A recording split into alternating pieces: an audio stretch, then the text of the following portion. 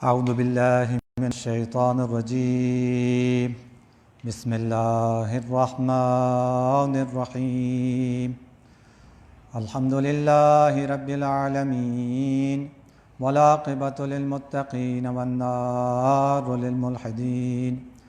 ثم الصلاة والسلام علی سیدنا ونبینا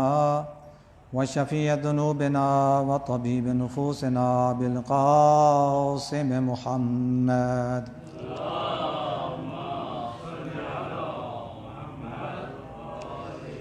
وعلى آلہ الطیبین الطاہرین المعصومین المظلومین سیما بقیت اللہ فی الارضین روحی و ارواح العالمین لتراب مقدمہ الفداء وعلى جدہ مولا الکونین ابی عبد اللہ الحسین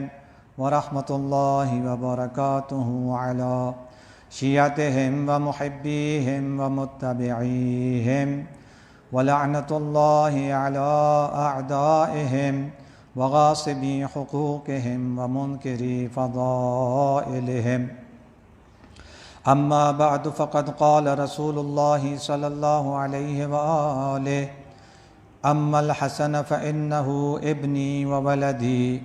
وبضعۃ منی وقرۃ عینی وضیاء قلبی وثمرۃ فؤادی۔ صلوات پڑھیں صاحب مل کر۔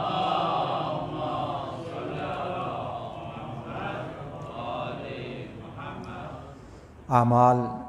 قیام و صیام، عبادات، دعا اور قرآن کی تلاوت کی قبولیت کے لیے بآواز بلند صلوات۔ اللہم صل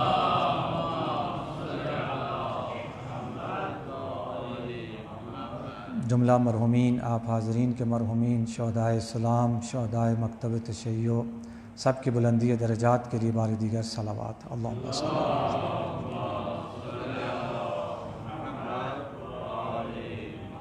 مومنین مومنات بشمول آپ حاضرین، مساجد، امام بارگاہیں، مجالس عزا، جلوس عزا، مراکز دینیہ، مدارس دینیہ اور خاص طور پر مزارات مقدسہ اور بالاخص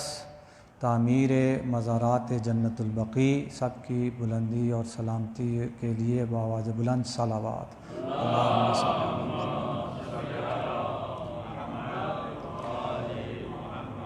بارہویں آقا اور وارث جشن کے جلد از جلد ظہور کے لیے صلوات۔ اللہم صل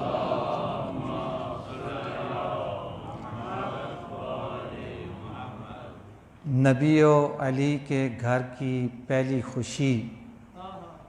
نبی و علی کے گھر کی پہلی خوشی کا نام ہے امام حسن، یعنی ایک نسل کے بعد نئی نسل کا جو آغاز ہوتا ہے تو یہ نسل امامت اور ولایت کا مولا کائنات کے بعد آغاز ہے 15 رمضان المبارک، تو یہ بہت بڑی خوشی ہے۔ اور ویسے بھی آپ سب اکثر بہت سارے یعنی صاحب اولاد بیٹھے ہیں، تو جس گھر میں جب کوئی پہلا بچہ آتا ہے تو پہلی ولادت کی بات ہی کچھ اور ہوتی ہے۔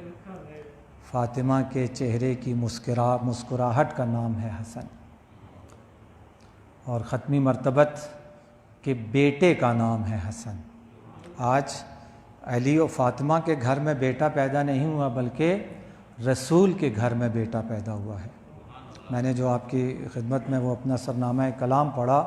تو اس میں حضور کی حدیث ہے، اور اس میں حضور یہی فرماتے ہیں کہ اما الحسن ہوا ابنی و ولدی، حسن میرا بیٹا ہے، حسن میرا فرزند ہے۔ اور ہم یہ جو ہمارے 14 معصومین ہیں ان میں سے امام حسن علیہ السلام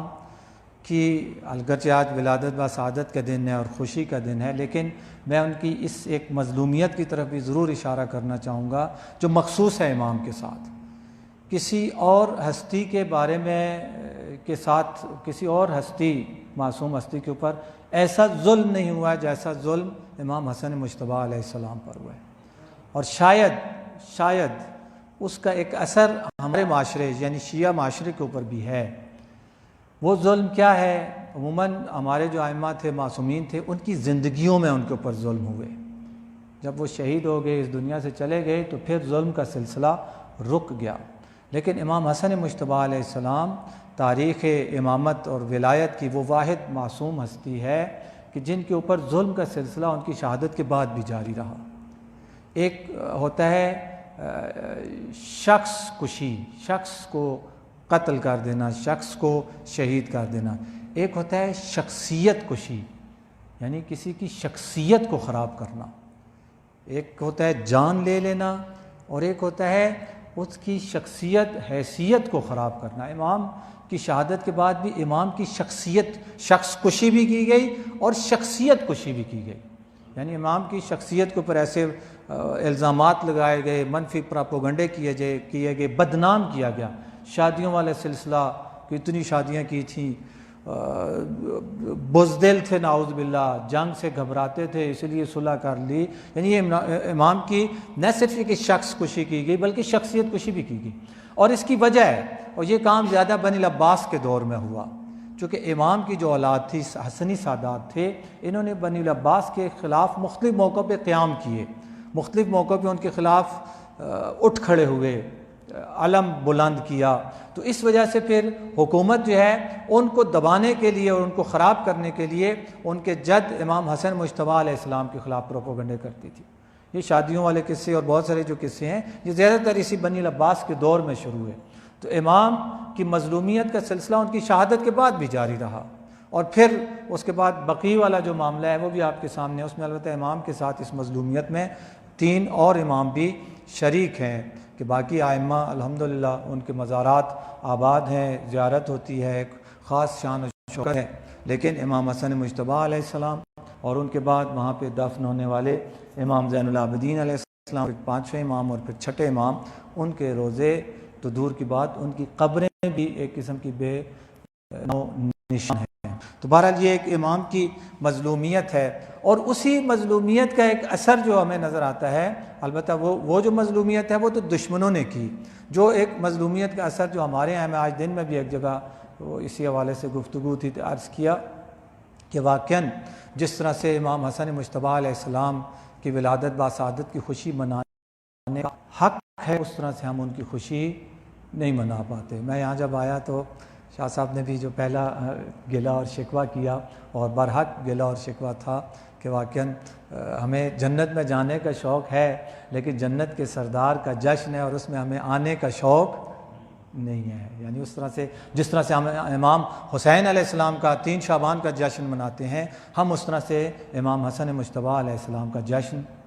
نہیں مناتے۔ یہ ایک تلخ حقیقت ہے۔ اب یہ رمضان المبارک کا اثر ہے، روزوں کا اثر ہے، یا وہ جو بنی العباس کے دور میں جو منفی پراپوگنڈے ہوئے تھے اور ان کا ڈائریکٹ تو نہیں لیکن انڈائریکٹ ہمارے اوپر اثر ہے، کیا ہے میں نہیں جانتا، لیکن یہ ایک حقیقت ہے کہ جس طرح سے ہم امام حسین علیہ السلام کا جشن مناتے ہیں اس طرح سے ہم امام حسن مجتبیٰ علیہ السلام کا جشن نہیں مناتے، حالانکہ یہ بڑے فرزند ہیں،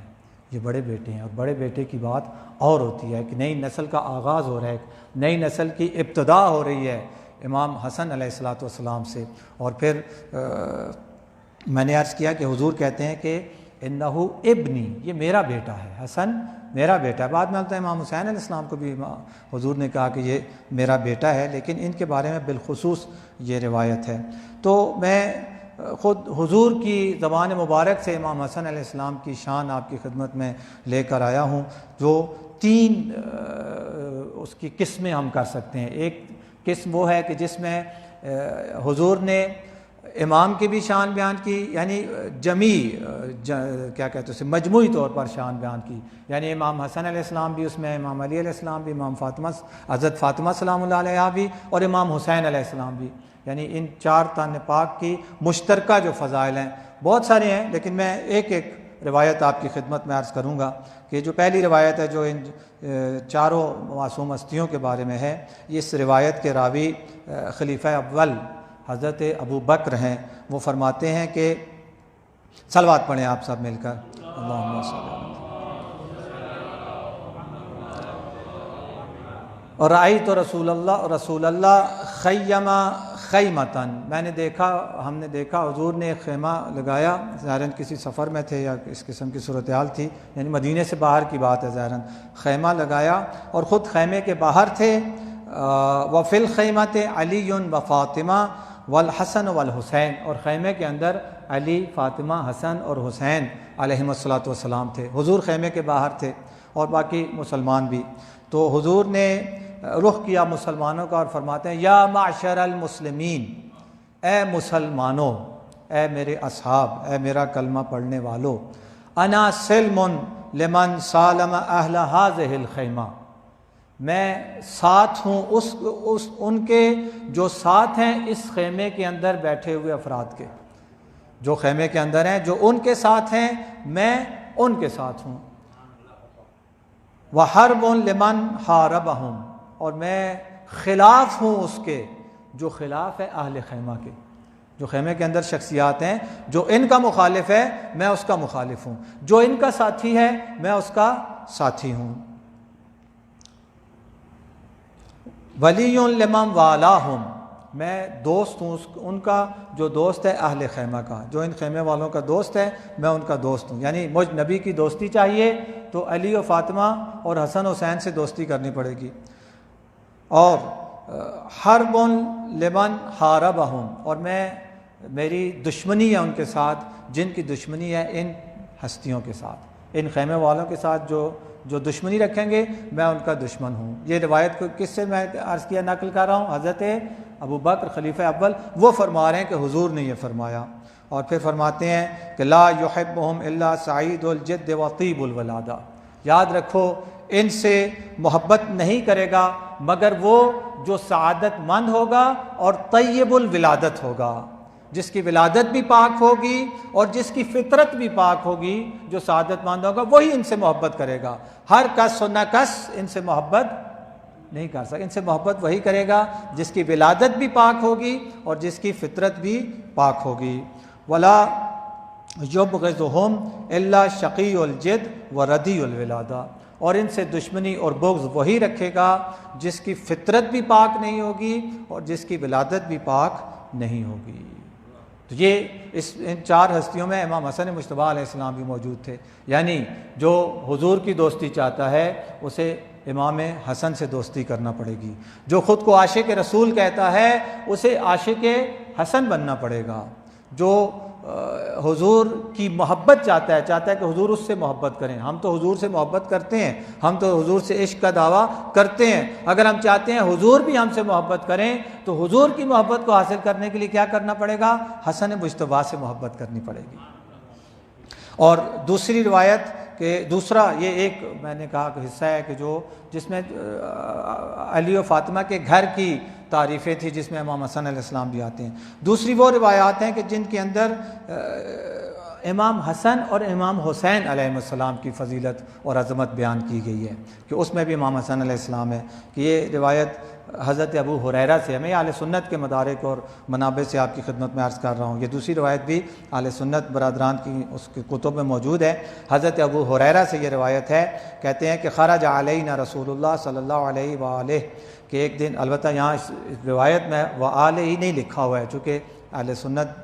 کے برادران ادھر سے یہ روایت ہے، تو ایک دن حضور صلی اللہ علیہ وسلم اپنے گھر سے باہر نکلے اور منظر کیا تھا کہ معہو حسن و حسین، کہ ان کے ساتھ حسن اور حسین تھے، اور کس حالت میں تھے؟ اب یہ فرما رہے ہیں کہ ھذا علی عاتقہ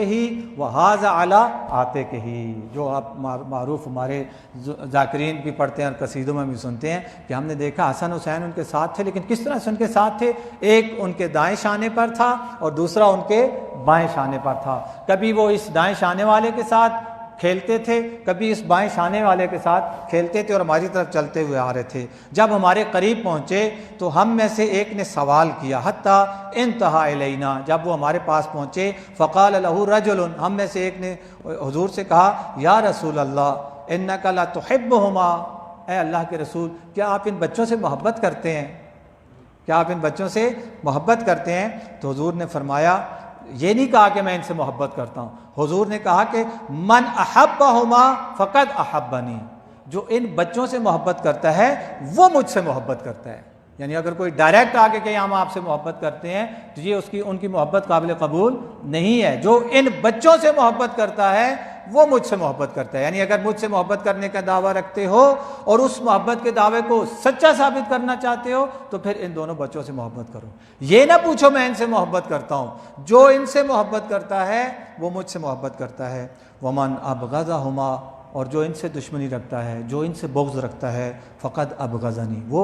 مجھ سے بغض رکھتا ہے. جو ان کا دشمن ہے وہ ان کا دشمن نہیں، وہ میرا دشمن ہے. جو حسن کا دشمن ہے وہ حسن کا دشمن نہیں بلکہ میرا دشمن ہے. اور جو حسن سے محبت کرتا ہے وہ حسن سے نہیں بلکہ مجھ سے محبت کرتے ہیں. یہ اس قسم کی بہت ساری روایتیں ہیں. ان الحسن والحسین سیدا شب، میں وہ روایتیں کوشش کی کہ جو ایک تو اہل سنت کے مدارک میں سے ہیں، اور دوسرا یہ کہ جو پہلے اس طرح سے ممبر سے بیان نہیں ہوئی تھیں، اس لیے ایک ایک وہ روایتیں عرض کی. اب وہ اصلی روایت آتی ہے کہ جو میں آپ کی خدمت میں لے کر آیا اور اپنے سرنامہ کلام میں بھی اس کا کچھ حصہ پڑھا،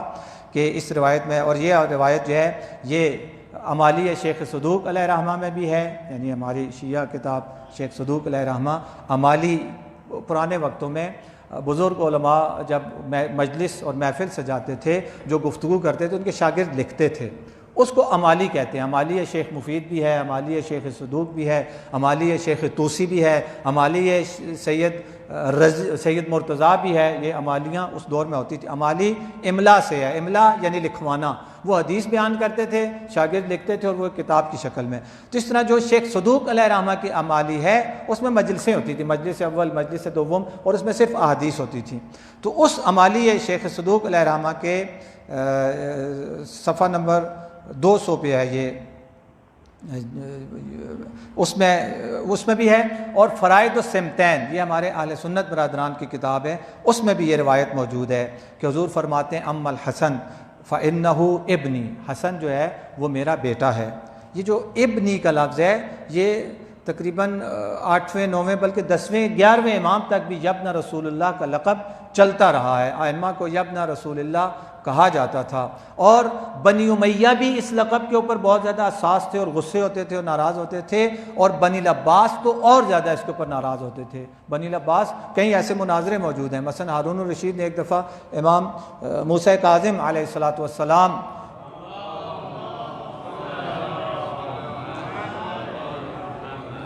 کے اوپر ایک قسم کا اعتراض کیا کہ آپ کیوں اپنے آپ کو رسول اللہ کا بیٹا کہتے ہیں؟ بیٹے تو آپ اپنے آپ کو ابو طالب کی اولاد کہیں، ابن ابی طالب کہیں، ابن علی کہیں، آپ ابن رسول اللہ کیوں کہتے ہیں؟ چونکہ عرب میں اور ہمارے یہاں بھی تقریباً سب جگہ ہے، عرب میں بھی یہ مشہور شعر بھی اور ایک محاورہ بھی ہے کہ بنو ابنائنا ابناؤنا و بنو نسائنا ابناء غیرنا، ہمارے بیٹوں کے جو بیٹے ہوتے ہیں وہ بھی ہمارے بیٹے ہیں. بنو ابنائنا ابناؤنا، ہمارے بیٹوں کے بیٹے یعنی پوتے وہ بھی ہمارے بیٹے ہیں چونکہ ہماری نسل ہے. لیکن بنو نسائنا، جو ہماری بیٹیوں کے بیٹے ہیں، بنو غیرنا، وہ دوسروں کے بیٹے ہیں. یعنی جدھر ہم نے بیٹیاں بیاہ کی دی ہیں، یعنی بیٹیوں کی جو اولاد ہوتی ہے وہ بیٹیوں کی اولاد ہماری اولاد نہیں کہلائے گی بلکہ بیٹیوں کی اولاد ان کا جس خاندان میں ان کی شادی ہوئی اس خاندان کی اولاد کہلائے گی. تو اس حوالے سے وہ کہتے تھے، اس نے ہارون الرشید نے کہا کہ آپ جو اپنے آپ کو ابن رسول اللہ یا ابن رسول اللہ کہلواتے ہیں، یہ کیوں کہلواتے ہیں؟ آپ تو ابو طالب کی اولاد ہیں، آپ علی ابن ابی طالب کی اولاد ہیں. کہنا یہ چاہتے تھے جتنا رشتہ آپ کا حضور کے ساتھ ہے اتنا ہی رشتہ ہم بھی اتنے ہی رشتہ دار ہیں جتنے آپ رشتہ دار ہیں. آپ بھی بنی ہاشم ہیں، ہم بھی بنی ہاشم ہیں. آپ اپنے آپ کو رسول کا بیٹا کیوں کہتے ہیں؟ تو امام موسیٰ کاظم علیہ السلام نے جواب میں استدلال میں قرآن کی وہ آیت پڑھی جس میں حضرت ابراہیم کی اولاد کا ذکر کیا ہے. قرآن کہتا ہے کہ ابراہیم کی اولاد میں سے اسحاق بھی تھے، یعقوب بھی تھے، فلاں بھی تھے، فلاں بھی تھے. اور وہیں پہ انہی نبیوں میں سے ایک نبی حضرت عیسیٰ کا نام بھی لیتا ہے. حضرت عیسیٰ بھی حضرت ابراہیم کی اولاد میں سے تھے. حضرت امام موسیٰ کاظم علیہ السلام کے، حالانکہ حضرت عیسیٰ کے تو والد تھے ہی نہیں. حضرت عیسیٰ حضرت مریم کے بیٹے تھے. حضرت مریم جو حضرت ابراہیم کی اولاد میں سے تھی. تو اگر حضرت عیسیٰ حضرت مریم کے ذریعے سے، حالانکہ بیچ میں چند واسطے آتے ہیں، وہ اگر ابراہیم کی اولاد میں سے ہو سکتے ہیں تو ہم تو رسول کی ڈائریکٹ بیٹی کی اولاد میں سے. اور کسی اور مقام پر ائمہ نے یہ بھی استدلال کیا آیہ مبالہ والا کہ وہاں پہ قرآن کہتا ہے کہ ان کو کہو کہ وہ اپنے بیٹوں کو لے آئیں، ہم اپنے بیٹوں کو لے آتے ہیں. اور رسول جب میدان مبالہ میں لے کر گئے تو رسول کے بیٹوں کی جگہ پہ کون گیا تھا؟ امام حسن اور امام حسین علیہ السلام. جب قرآن حسن و حسین کو رسول کا بیٹا کہتا ہے تو تم ہارون الرشید کس منہ سے کہتے ہو کہ حسن و حسین رسول کے بیٹے نہیں ہیں؟ یعنی دوسرے لفظوں میں تم قرآن کی مخالفت کرتے ہو. تو یہ ابنی خود بیٹا کہنا یہ عمدن کہتے تھے، چونکہ حضور کو پتہ تھا کہ ایک دور آئے گا ان پہ اعتراض ہوگا، اور حضور نے کہا بھی، یہ بھی روایت ہے حضور سے کہ لوگوں کی نسل ان کے بیٹوں سے چلتی ہے، میری نسل میری بیٹی سے چلے گی۔ تو فرمایا کہ حسن ابنی، حسن میرا بیٹا ہے، وہ ولدی، اور میرا ولد میرا فرزند ہے، وبضعۃ منی، اور میرا ٹکڑا ہے، میرا بضعۃ مثلا وہ جگر کا لفظ نہیں ہے یہاں پہ کہ میرے جگر کا ٹکڑا ہے، حضرت فاطمہ سلام اللہ علیہ کا بھی یہی ہے، بضعۃ منی یعنی میرا ٹکڑا ہے، جگر کا ٹکڑا نہیں کہا گیا ہے، روایت میں جگر کا ٹکڑا نہیں، میرا ٹکڑا ہے، فاطمہ میرا ٹکڑا ہے۔ اسی طرح کہا حسن بضعۃ منی، حسن میرا ٹکڑا ہے،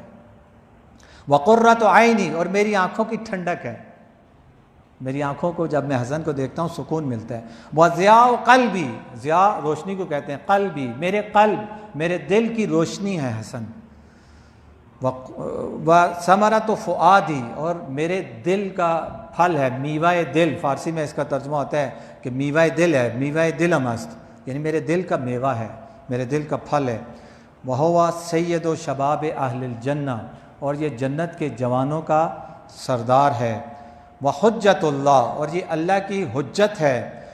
وحجت اللہ علی الامت، اور یہ میری امت پر اللہ کی حجت ہے، یہ میری امت پر اللہ کی حجت ہے، من امرہ امری وقولہ قولی، اس کا حکم میرا حکم ہے اور اس کی بات میری بات ہے، یہ جو کہتا ہے وہ میں کہتا ہوں، یہ جو حکم دیتا ہے وہ میرا حکم ہے، یہ اگر کہتا ہے سلو کر لو تو سلو کر لو، یہ کہتا ہے کہ جنگ کرو تو جنگ کرو، اس کا کہنا میرا کہنا ہے، اس کا حکم میرا حکم ہے، من تبعہ فإنہ منی، جو اس کی اتباع کرے گا فإنہ منی، وہ مجھ سے ہے، یہ نہیں کہا کہ جو اس کی اتباع کرے گا وہ میری اتباع کرے گا، حضور کہتے ہیں جو اس کی اتباع کرے گا وہ مجھ سے ہے، ومن عصاہ فلیس منی، اور جو اس کی نافرمانی کرے گا، جو اس کی بات نہیں مانے گا، فلیس منی، وہ مجھ سے نہیں ہے، یعنی میرا اس کے ساتھ کوئی تعلق نہیں ہے، جو حسن کے ساتھ مخالفت کرتا ہے، جو حسن کے ساتھ جنگ کرتا ہے، جو حسن کے مقابلے میں کھڑا ہوتا ہے، حضور کہہ رہے ہیں میرا اس کے ساتھ کوئی تعلق نہیں ہے،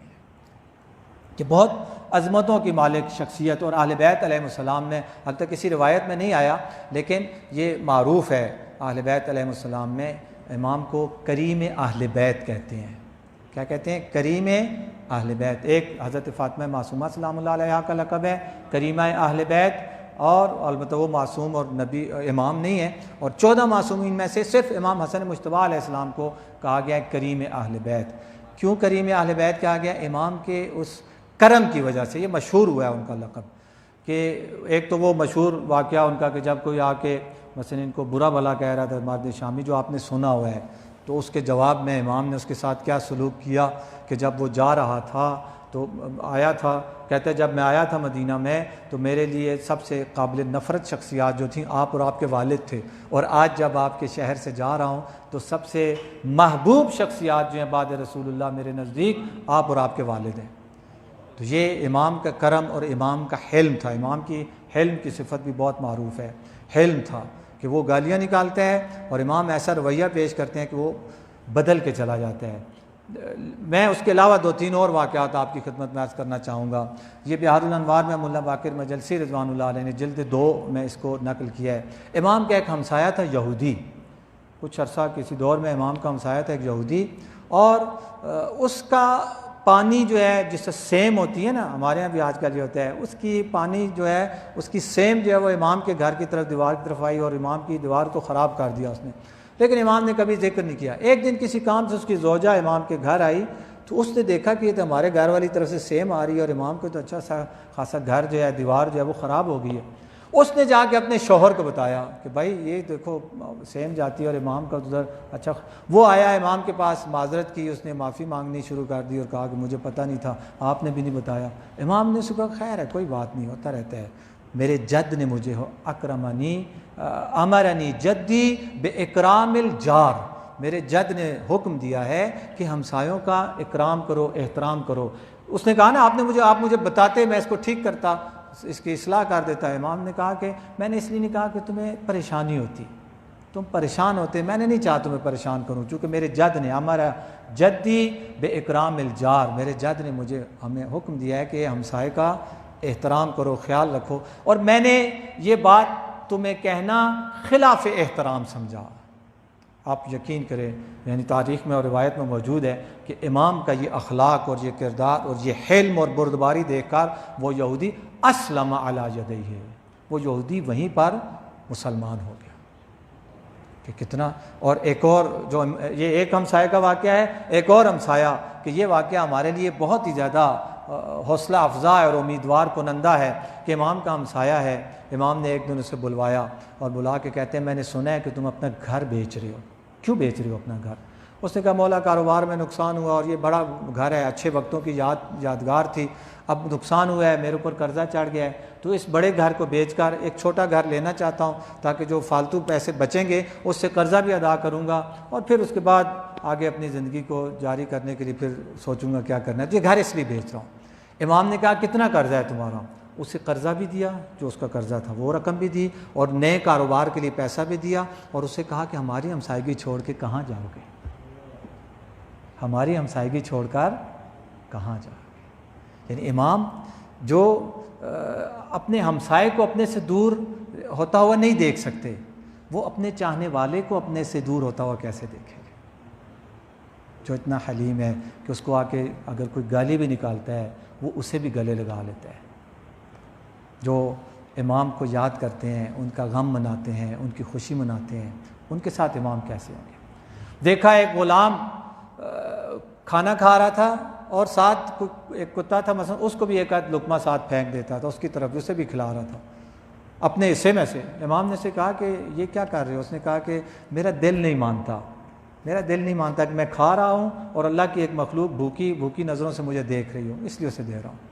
امام نے اس کی صفت اتنا خوش ہوئے کہ اس کو اس کے مالک سے خرید کے آزاد بھی کیا اور اسے پیسے بھی دیے کہ جاؤ ان پیسوں سے ایک باغ خریدو اور اپنے باغ میں اب کام کرو اور اپنا کاروبار کرو۔ امام کا اپنا ایک باغ تھا، مدینہ شہر سے باہر باغ تھا۔ ایک دن میں دوپہر کے وقت نماز کے بعد ظاہراً گئے اپنے اس باغ میں، تو دروازہ بند تھا اور جو باغ کا جو مالی تھا، چوکیدار نوکر تھا، وہ باغ کے اندر تھا، اندر سے دروازہ بند تھا۔ امام نے چند بار دروازہ کھٹکھٹایا، اسے آواز بھی دی لیکن وہ نہیں آیا۔ امام وہیں باہر دھوپ میں بیٹھ کے، تھوڑی دیر گزری وہ آ گیا آنکھیں ملتا ہوا۔ امام نے کہا تم اندر تھے؟ اس نے کہا جی۔ کہا میری آواز نہیں سنائی دی؟ اس نے کہا سنائی دی، آپ کے آنے سے تھوڑا پہلے اسی وقت میں بیدار ہوا تھا، آرام کر کے، عصر کا وقت تھا شاید، دوپہر کو شاید آرام کر کے اسی وقت جاگا تھا اور اٹھنے کو دل نہیں کر رہا تھا۔ آپ کی آواز بھی میں نے سنی، آپ کا دروازہ کھٹکھٹانا بھی میں نے سنا، لیکن اٹھنے کو دل نہیں کر رہا تھا۔ آہستہ آہستہ اٹھا ہوں، اب اٹھ کے آیا ہوں اور مجھے آپ سے کوئی ڈر اور خطرہ بھی نہیں تھا، اس لیے آپ کی آواز سن کر بھی میں نہیں آیا۔ اس نے جب کہا مجھے آپ سے ڈر اور خطرہ بھی نہیں تھا، امام نے ہاتھ اٹھائے اور خدا کی آسمان طرف دیکھ، خدایا تیرا لاکھ لاکھ شکر کہ تو نے لوگوں کے دلوں میں میرا رعب اور دبدبہ نہیں ڈالا، میرا ڈر نہیں ڈالا۔ اور کہا کہ اسی خوشی میں کہ تم نے یہ جو بات کہی کہ تمہارے دل میں میرا ڈر نہیں ہے، وہ ایک جو مالکوں اور نوکروں والا ڈر ہوتا ہے اس کی بات ہے کہ وہ ڈر نہیں ہے، اسی خوشی میں تمہیں آزاد کرتا ہوں۔ اور ساتھ اسے ایک رقم بھی دی، جاؤ اس سے کاروبار کو۔ وہ امام کے قدموں میں گر گیا۔ امام کہتا ہے یا مولا ایسا آقا مجھے کہاں ملے گا جو اتنا کریم ہے، اتنا رحم دل ہے کہ غلطی کرنے پر سزا دینے کے بجائے، ڈانٹنے کے بجائے غلطی کرنے پر انعام سے نوازتا ہے۔ یہ کتنا بڑا درس ہے ہمارے لیے جو گھروں کے سربراہ ہیں، جو کسی دفتر میں کسی پوسٹ پر ہیں۔ البتہ وہاں پہ اس قسم کا رویہ نہیں اپنانا چاہیے کہ اگلا بندہ اور شیر ہو جائے اور سستی کرے کاموں میں اور کوتاہی کرے، وہ تربیتی حوالے سے ایک الگ چیز ہے۔ وہاں وہ بہرحال کبھی کبھار سزا بھی دینی پڑتی ہے، سخت رویہ بھی اپنانا پڑتا ہے، لیکن بنیادی طور پر جو امام کی سیرت سے ملتا ہے وہ یہ ہے کہ ہمارے اندر حلم اتنا ہونا چاہیے، قوت برداشت اتنی ہونی چاہیے کہ کوئی ہمارے خلاف بھی اگر کرتا ہے، کوئی ہماری توہین بھی کرتا ہے تو اس توہین کے مقابلے میں ہم ایسا رویہ اپنائیں کہ وہ خود اپنی توہین پہ شرمندہ ہو جائے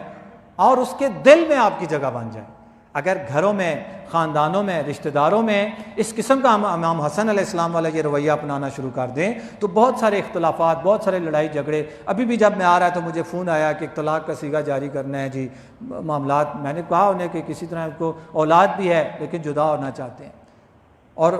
ان اکثر اختلافات میں اب جب اس کی گہرائی میں جائیں گے تو عدم برداشت آپ کو ملے گی۔ ہمارے معاشرے میں، ہماری سیاست میں، ہمارے مذہب میں، مذاہب میں، فرقوں میں، ہر جگہ آپ کو یہ عدم برداشت جو ہے اور حلم جو ہے اس کا نہ پایا جانا، یہ اس تباہی کا باعث اور سبب ہے۔ اگر امام حسن علیہ السلام کی سیرت میں سے اس حلم کی صفت کو لے لیں، اپنے گھر میں اپنے بیوی بچوں کے ساتھ حلم سے پیش آئیں، اپنے دفتر میں جو ہمارے محتاط ہیں ان کے ساتھ حلم سے پیش آئیں، اپنے محلے میں اپنے محلے داروں کے ساتھ حلم سے پیش آئیں، سیاسی میدان میں حلم سے پیش آئیں، ہر جو بھی زندگی کا شعبہ ہے جس میں ہمارا مثلا کوئی کردار ہے، اگر وہاں ہے ہم حلم کی صفت، ادارہ ہے، ایک انجمن ہے، ایک ٹرسٹ ہے مثلا، اس ٹرسٹ میں اس انجمن میں چونکہ جس کے پاس عہدہ ہوتا ہے اسے حتماً حلم سے کام لینا پڑتا ہے، برداشت سے کام لینا پڑتا ہے۔ لوگ بہرحال طرح طرح کی باتیں کرتے ہیں، خصوصاً اگر ایک دینی ادارہ ہے، اس کا ایک ٹرسٹ ہے جس میں واقعاً یہ جو خدمت کرنے والے ہوتے ہیں ان کو کوئی یعنی فرض کریں اگر کہیں تنخواہ دیتے بھی ہیں تو کتنی تنخواہ ہوتی ہے؟ زیادہ نیت وہی ہوتی ہے، خدمت کی نیت ہوتی ہے۔ جو بیچارے جو اتنی ذمہ داریاں سنبھالتے ہیں ان کے مقابلے میں عوام طرح طرح کی باتیں، طرح طرح کے اشکالات، طرح طرح کے اعتراضات، بہت سارے، ایک تو مثبت تنقید ہوتا ہے وہ ایک اچھی بات ہے، لیکن بعض اوقات خواہ مخواہ کی تنقید، خواہ مخواہ کے اعتراضات، تو لوگوں کو بھی احتیاط کرنی چاہیے۔ اور یہ جو صاحبان ٹرسٹ ہوتے ہیں، ادارہ ہوتے ہیں، انجمن ہوتے ہیں، ان میں بھی حلم کی صفت پائی جانی چاہیے، تب معاملات صحیح چلتے ہیں، ادارے بھی ترقی کرتے ہیں، گھروں میں بھی پیار و محبت کو فروغ ملتا ہے، رشتہ داروں میں بھی رشتہ داری بڑھتی ہے اور مخالفتیں اور اختلافات کم ہوتے ہیں، سیاسی معاملات میں بھی، اور یہ جو مذہبی ہم آہنگی ہے وہاں پر بھی، جہاں جہاں حلم کی صفت پائی جائے گی وہاں وہاں لڑائی جھگڑا اختلاف نہیں پایا جائے گا، اور جہاں پہ حلم نہیں ہوگا وہاں پہ یہ مسائل پیش آتے رہیں گے۔ اور کتنا یہ حلم کی صفت خدا و تعالی کی ابھی دعائے ابو حمزہ صومالی میں بھی ہم پڑھتے ہیں، الحمدللہ الذی یحلم عنی حتی کانی لا ذنب لی، حمد و صلاح کے لیے جو میرے ساتھ اتنا حلم سے کام لیتا ہے کہ جب میں اس کی بارگاہ میں جاتا ہوں تو ایسے لگتا ہے جیسے میں نے کبھی اس کی مخالفت کی نہیں، یعنی اس طرح سے میرے ساتھ پیش آتا ہے۔ خدا کے یہاں اگر ہم دیکھیں صبح و شام ہم اس کی مخالفت کرتے ہیں، ہر لمحہ اور ہر لحظہ ہم اس کی غفلت میں ہوتے ہیں، یعنی گناہ کے بھی درجات ہوتے ہیں، اس کی مخالفت میں مبتلا ہوتے ہیں، لیکن وہ حلم سے برداشت، اور ظاہراً واقعاً حقیقت ہے کائنات میں سب سے زیادہ جس کی برداشت پائی جاتی ہے، سب سے زیادہ جو تحمل سے کام لیتا ہے وہ خدا و تعالی کی ذات ہے، اور اس کے بعد اہل بیت علیہ السلام کی ذات ہے، ذوات مقدسہ ہیں، اور ہمیں ان سے یہ صفت لینی چاہیے۔ روزے میں خاص طور پہ حلم کی زیادہ ضرورت پڑتی ہے، حلم کی روزے میں اور زیادہ ضرورت پڑتی ہے۔ تو اگر ہم اس حلم کی صفت کو آج اپنے امام سے اور ان کی جد سے اور ان کے بابا سے، مولا کائنات سے، عیدی کے طور پر جب کسی کے یہاں ولادت ہوتی ہے ہم مٹھائی وہاں کھاتے ہیں نا، ان کو کہتے ہیں مٹھائی کھلائیں، تو آج اگر ہم پیغمبر صلی اللہ علیہ وسلم سے، حضرت فاطمہ الزہرا سلام اللہ علیہا سے، اور حضرت علی مرتضیٰ علیہ السلام سے ہم کہیں کہ ہماری آپ کے یہاں ولادت ہوئی ہے تو ہماری مٹھائی یہ ہے کہ ہمیں یہ حلم کی صفت عطا ہو، تو یہ حلم کی صفت اگر ہمیں مٹھائی کے طور پر آج مل جاتی ہے تو یہ بہت بڑی دولت ہے جو ہمیں ملی ہے۔ انشاءاللہ خدا و تعالی مجھے آپ ہم سب کو اس حلم کی دولت سے مالا مال فرمائے کہ اس حلم کی برکت سے آپ کے گھر میں بھی سکون آ جائے گا، آپ کے محلے میں بھی سکون آ جائے گا، آپ کے خاندان میں بھی سکون آ جائے گا، ہمارے ملک میں اور سیاسی ماحول میں، اور جو یہ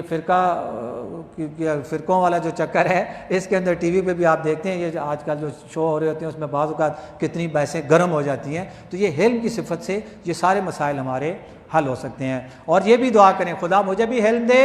اور میرے ساتھ جو مرتبط لوگ ہیں خدا ان کو بھی حلم دے، میں صرف علم سے کام لیتا رہوں اور دوسرے تو اس سے بھی کام نہیں چلتا۔ خدا و تعالی سے دعا ہے پالنے والے تجھے واسطہ قرآن و اہل بیت علیہ السلام کا، تجھے واسطہ شہداء و سرائے کربلا کا، تجھے واسطہ تیری صفات جمال و کمال کا، تجھے واسطہ تیرے اسماء حسنہ کا، تجھے واسطہ اس باعظمت برکتوں مغفرتوں اور رحمتوں والے مہینے کا، اور تجھے واسطہ کریم اہل بیت امام حسن مجتبیٰ علیہ السلام کا، جن کی خوشی میں آج ہم اکٹھے ہوئے ہیں۔ ہماری یہ عبادت اور اس کے علاوہ جو اس ماہ مبارک کی عبادات ہیں، روزے ہیں، نمازیں ہیں،